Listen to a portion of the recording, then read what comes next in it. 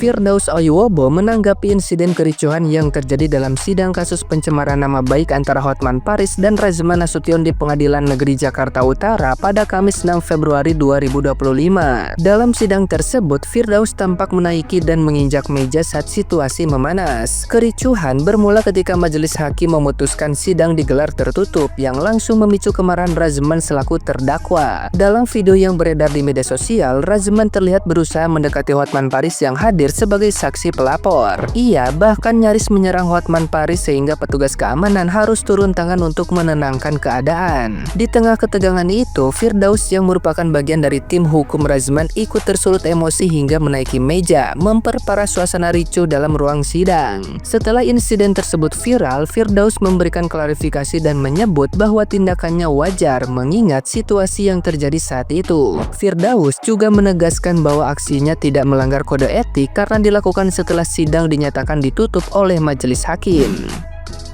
Sementara itu, Razman Nasution turut angkat bicara melalui akun media sosial pribadinya. Ia menuduh majelis hakim bertindak tidak adil dan menyindir Hotman Paris. Menurutnya, ia tidak melakukan tindakan kasar terhadap Hotman Paris, melainkan hanya menyentuh bahunya. Namun, ia merasa didorong oleh dua orang dari tim Hotman Paris sebelum situasi semakin memanas. Kericuhan ini menjadi sorotan publik dan menuai beragam reaksi dari netizen yang budiman. Banyak yang menilai bahwa tindakan menaiki meja di ruang sidang sebagai tindakan yang tidak pantas.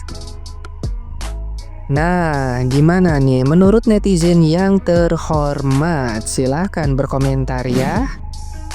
Codah, mau lu bilang refleks ki, mau lu bilang spontan ki, tetep aja apa yang lu lakuin salah. Emang susah ya mengakui sebuah kesalahan? Sampai segengsi itu untuk mengakui apa yang lu lakuin itu jelas-jelas salah. Karena apa yang lu lakuin itu sudah masuk dalam kategori contempt of court, melakukan penghinaan pada pengadilan. Karena dilakukan di dalam ruangan persidangan, di ruangan pengadilan, bukan di WC pengadilan. Jadi yang bener yang mana, Coda? Sebelumnya lu bilang si kuda laut dicekik lehernya. Emang lu pikir si kuda laut punya leher? Kagak ada lehernya, hilang ditelan bumi. Terus sekarang lu bilang ada yang memegang kerah bajunya kuda laut. Nempatin kerahnya aja si kuda laut salah berada di pipi. Gimana mau megang kerahnya? Ayah wae siapa, Coda? Tadi apa lu kata? Kuda laut hanya ingin berbicara dengan saksi. Kagak salah tuh, bicara dari Zimbabwe. Saat menghampiri saksi saja si kuda laut dengan petetang petenteng bahkan penuh dengan tingkat emosional tinggi. Jadi bicaranya konsep bagaimana? Kalau tidak dipisahkan, mungkin saja ada hal-hal selain intimidasi yang mungkin saja dilakukan oleh kuda laut. Ayo, hampir banyak pasang mata bisa melihatnya dengan jelas. Saat menghampiri saksi, tidak ada itikat untuk berbicara secara baik-baik, dan itu sudah terlihat bahkan terencana sejak awal persidangan akan dimulai. Patut diduga ada indikasi itikat tidak baik. Emang sebegitu sulit dan beratnya kah untuk mengakui sebuah kesalahan yang sudah dilakukan? Hingga sulit untuk mengakuinya karena ada begitu banyak alasan dan pembenaran yang Codah sampaikan kepada publik. Bukan simpati yang didapat, melainkan hujatan. Terlalu tinggi gengsinya kali ya Codah nih. Codah, mau lu tanya ke belahan dunia manapun, bahkan lu mau tanya ke planet Mars hingga planet Pluto, meskipun planet Pluto sudah tidak disebutkan sebagai planet, akan tetap disimpulkan bahwa apa yang lu lakuin dan kawan-kawannya lu, Codah, sudah melakukan penghinaan terhadap pengadilan. Bahkan hal-hal yang lu lakuin bareng timnya lu sangat tidak patut, bahkan tidak pantas dilakukan oleh seseorang yang advokat. Memalukan. Itu yang naik-naik di meja itu, siapalah, Daus atau siapa, naik di meja sebagai seorang lawyer di ruang persidangan, terlepas sidang itu sudah ditutup atau tidak. Anda itu contempt of court, ya. Kau pakai toga masih, ya. Itu bukan melambangkan keberanian. Woi, sadar nggak sih? Ya, ini menurut saya, ya, Mahkamah Agung harus mencek itu.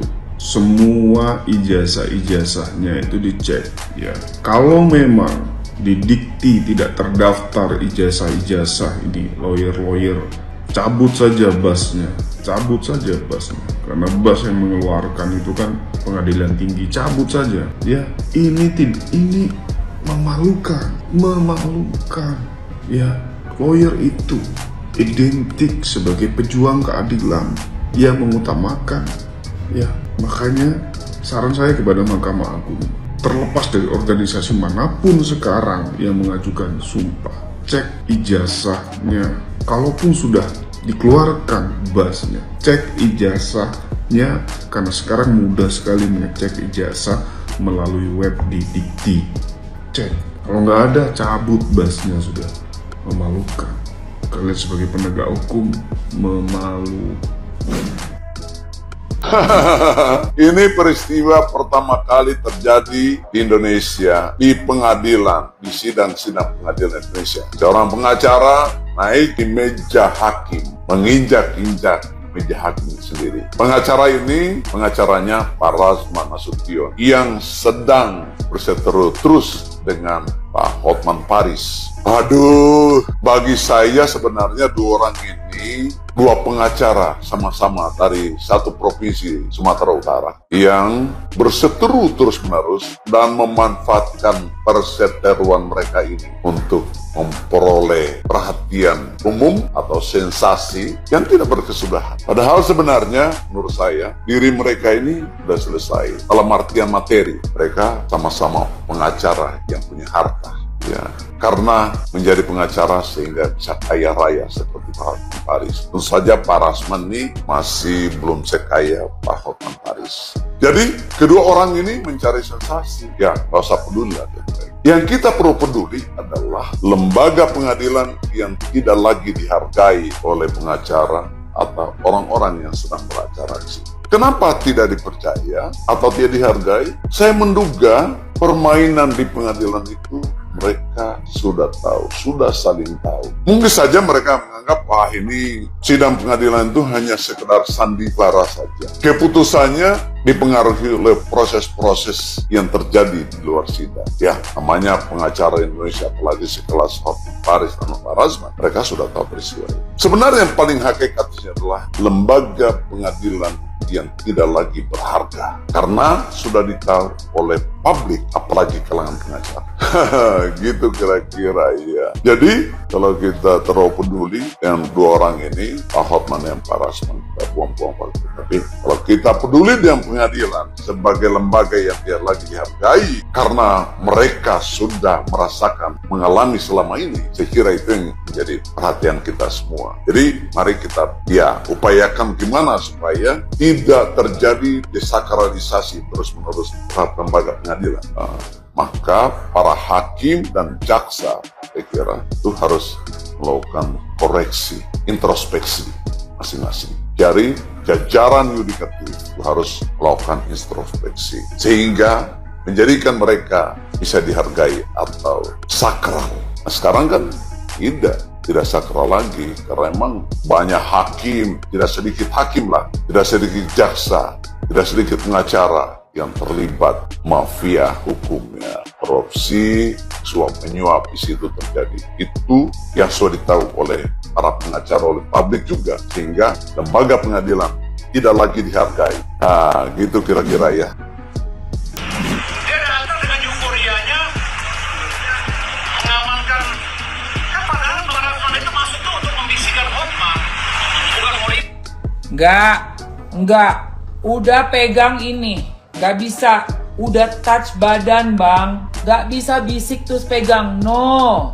Dateng Bang Hotman duduk, kalau mau bisik tunggu Hotman berdiri dong. Masa pegang begini? Enggak, gue gak setuju. Gue gak setuju pendapat lu. Enggak, gue gak setuju mau bisikin. Gue gak setuju. Tangannya megang begini, gak bisa. Ya kan? Mau bikin apa, omongannya bisikin aja. Gitu, karena sidangnya udah habis kan gitu. Sidang selesai, biasa dia lagi ngobrol, tapi terlalu euforia nih pegawai pengadilan. Sehingga dia begini, selalu begini, Bang Razman begini, malah seperti ini, tapi dicekek Razman gimana begitu. Jadi kalau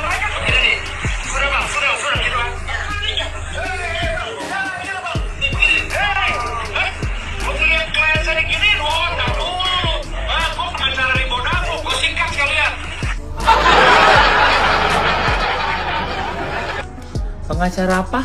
Ribodago. Apa tuh maksudnya? Ribodago apaan sih? Bukan, ini kasusnya Bang Hotman sama Rasman. Gue sikat kalian. Gimana mungkin? Jadi kalau orangnya sudah bang, sudah gitu kan. Gue ngeliat klien saya diginiin, nggak dulu. Gue pengacara Ribodago, gue sikat. Ribodago tuh apaan sih? Temennya diginiin, ya ampun. Sampai temennya sampai begini. Nggak boleh loh jadi contoh temennya. Temennya udah baik banget. Ini pengacara semua apa bagaimana sih? Ini pengacara nih. Aduh, ya Allah, kok begini ya? Tapi itu naik ke meja, apa namanya, spontannya. Saya nggak pernah lihat naik ke meja. Karena saya ini adalah orang-orang bela diri ya. Saya penganut bela diri. Penganut bela diri, katanya kemarin main musik.